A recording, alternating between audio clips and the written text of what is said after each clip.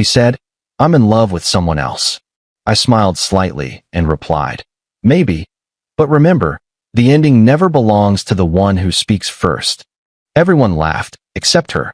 A moment later, her smile faded, as if something had shifted.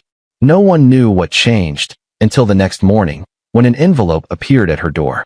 I'm 32, and until 3 weeks ago, I thought my life was pretty much on track. Jessica and I had been together for 5 years, living together for 3 of those. We had a nice apartment downtown, talked about getting married eventually, the usual trajectory. I'm not going to pretend everything was perfect, but I thought we were solid. I thought I knew her. It happened at my cousin's engagement party. One of those backyard events with string lights and too much wine. Jessica had been drinking steadily all evening, laughing louder than usual, talking with people she barely knew. Around 10 o'clock, someone made a joke about commitment and monogamy. I don't even remember the exact setup, and that's when she said it. "I'm in love with someone else." The group went quiet. Maybe 5 people heard it clearly. My cousin's fiancée laughed nervously, like she was waiting for the punchline. My brother, who was standing next to me, froze mid-sip of his beer. Jessica just stood there, swaying slightly, looking at me with this weird expression. Not guilty, not sorry, just blank. I don't know what made me say what I said next. Maybe it was instinct, maybe it was pride, but I kept my voice steady and replied exactly what I opened this post with. The group erupted in laughter, the tension broke, and everyone assumed it was some kind of inside joke between us. My brother clapped me on the shoulder. Someone refilled Jessica's wine glass. But I watched her face. The smile disappeared like someone had flipped a switch. She excused herself, said she needed air, and walked to the far end of the yard where the fence met the neighbor's property. She stayed there for almost 30 minutes, just staring at her phone. When she came back, she told me she was tired and wanted to go home. The drive back was silent. Not the comfortable kind of silence we'd shared 1,000 times before, but the kind that makes your ears ring. When I asked if she was okay, she said, "I'm fine, just drunk." She went straight to bed when we got home, clothes still on, didn't even take her makeup off. I sat in the living room until almost 3 in the morning, replaying that moment over and over. The way she said it, the certainty in her voice. I kept telling myself she was drunk, that people say stupid things when they're drunk, but something in my gut knew better. The next morning, I woke up around 8. Jessica was already up, sitting at the kitchen table with coffee and her laptop. She closed it the second I walked in. That's when I knew for sure. We'd been together 5 years. We didn't hide screens from each other. "Morning," I said, pouring myself coffee. "Hey." She didn't look up. "About last night, I was drunk. I didn't mean anything by it." "You sure about that?" She finally looked at me. "Can we not do this right now? I have a headache." I didn't push it. I went to take a shower, and when I came back out 20 minutes later, she was gone. No note, no text. Her car wasn't in the parking spot. She didn't come home until after 9 that night, claiming she'd gone to her friend Rachel's place to clear her head. Update 1: the next few days were torture. Jessica was distant, constantly on her phone, leaving the room whenever it rang. She started working late 3 nights in a row. She's a marketing coordinator, and sure, sometimes projects run over, but this felt different. Thursday evening, I did something I'm not proud of. I checked her phone while she was in the shower. I know. Violation of privacy, breach of trust, all of that. But she'd already said she was in love with someone else, so trust was already fractured, wasn't it? There were texts with someone named Marcus. Nothing explicitly romantic, but the tone was intimate. Inside jokes, late-night messages, a thread from 2 nights ago that said, "I can't stop thinking about you either." The timestamp was 1:47 a.m. I'd been asleep right next to her.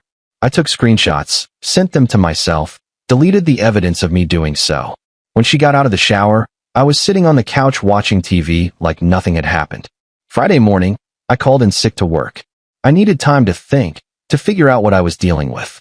I went through our bank statements. We had a shared account for rent and utilities. Nothing unusual there. Then I checked her personal credit card statements, which I had access to because she'd asked me to help her track spending a few months back. She'd been to a restaurant called Lumiere 3 times in the past month. Expensive place. French. We talked about going there for our anniversary, but she said it was too pricey. She'd also bought 2 tickets to a concert next month. Some indie band I'd never heard of. She told me she was going with Rachel. I texted Rachel. Hey, quick question. Are you still going to that concert with Jess next month? Rachel responded in 10 minutes. What concert?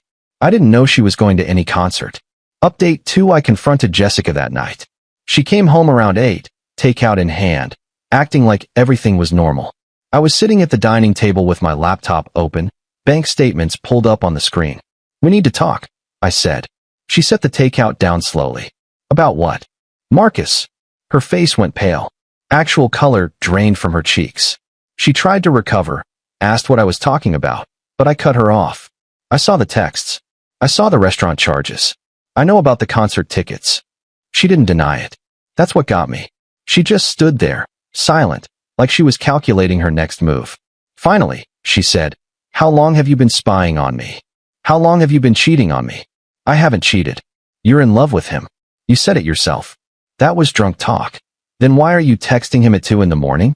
Why are you taking him to restaurants and concerts? She sat down, put her face in her hands. When she looked up, there were tears, but they felt performative. It just happened. We met at a work conference 3 months ago. We started talking, and it felt easy, natural. Something I haven't felt with you in a long time. 3 months.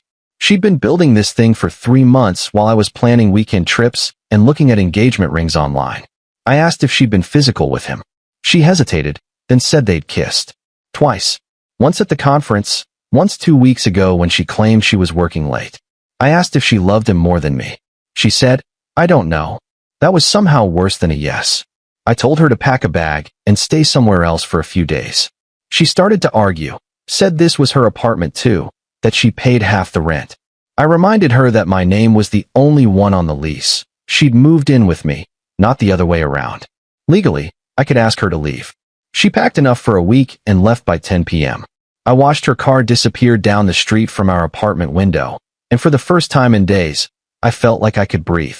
Update 3. The envelope. Let me tell you about the envelope. After Jessica left, I couldn't sleep. I kept thinking about Marcus, this guy who'd knowingly pursued someone in a relationship. I found him easily enough: LinkedIn, Facebook, Instagram. Marcus Chun, 34, works at the same marketing firm as Jessica, but in a different department. Divorced, 1 kid, plenty of photos of him at networking events and happy hours. I spent Saturday morning crafting something simple. I printed it on plain paper, no signature, just 1 sentence. Ask her about the 5 years she spent with someone else while texting you at 2 a.m. I drove to Marcus's address. His condo was listed on one of those property record sites. Slipped the envelope under his door Sunday morning at 6 a.m. when I knew no one would see me. Sunday afternoon, Jessica called me. Not texted, called. She was crying, nearly incoherent. What did you do? What do you mean? Marcus got some kind of note. He called me freaking out, asking if I'd been lying to him about us being broken up. Were you lying to him? I told him we were on a break. We were never on a break, Jessica. You were living with me up until 3 days ago.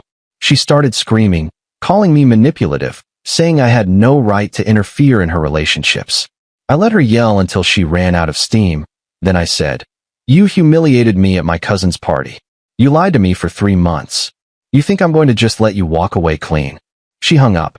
Update 4. Marcus broke up with her Monday morning. I know because Jessica showed up at the apartment at noon, using her key to get in. I was working from home, video call with a client, and suddenly she was in the living room, mascara streaked, looking like she hadn't slept. I muted the call, excused myself for a minute, and told her to wait in the kitchen. When I finished the meeting 15 minutes later, she was sitting at the table, staring at nothing. He won't talk to me, she said. He blocked my number. That's what happens when people realize you've been lying to them. I wasn't lying. You told them we were broken up. We were living together, Jessica, sharing a bed. I was looking at engagement rings. She looked up at that. What? For our anniversary. I was going to propose in November. She started crying again, real tears this time, not the performative kind. She said she never meant for any of this to happen, that she got caught up in something new and exciting, that she loved me but wasn't in love with me anymore. I told her she had until the end of the month to get her stuff out. The lease was up for renewal in 6 weeks, and I wasn't renewing with her name on it. She could find her own place. She left an hour later. Didn't take anything except her laptop and some clothes from the bedroom. I changed the locks that afternoon. Final update, it's been 5 weeks since everything collapsed. Jessica moved in with her parents temporarily, then found a studio apartment across town. She's been texting every few days, long messages about how sorry she is, how she made a mistake, how therapy has helped her see how badly she handled everything. I don't respond. I've said everything I needed to say. Marcus, according to mutual colleagues, has apparently started dating someone new. Jessica's been telling people at work that I was controlling, and that's why she needed space, which is hilarious considering I have 3 months of text messages proving otherwise. Her friend Rachel actually reached out to me, said Jessica had been lying to her too about the state of our relationship. I'm doing okay. Some days are harder than others. I've started going to the gym again, signed up for a cooking class I'd been putting off, been spending more time with my brother and his family. The apartment feels emptier, but also lighter somehow. The weirdest part is how many people have reached out to say I handled it maturely. I don't feel mature. I feel exhausted and betrayed, and like I wasted 5 years building something with someone who was already planning her exit.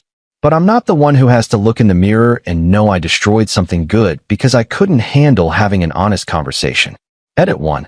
For everyone asking about the ring, I returned it. Got most of my money back. Edit 2. No, I don't regret the envelope. Play stupid games, win stupid prizes.